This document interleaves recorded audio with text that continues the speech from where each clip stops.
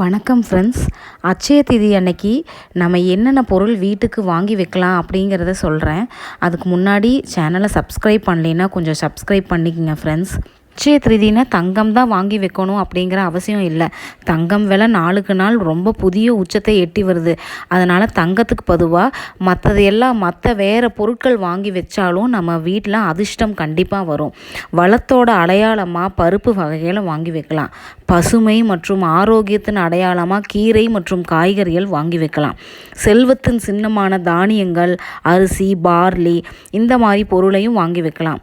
இல்லை மண்குடம், சங்கு, ஸ்ரீ யந்திரம், புனித பொருளான நெய் ஆகியவற்றை தங்கத்திற்கு மாறாக வாங்கி வச்சா வீட்டில் செல்வம் கண்டிப்பாக, அதிர்ஷ்டமும் செல்வமும் கண்டிப்பாக சேரும்.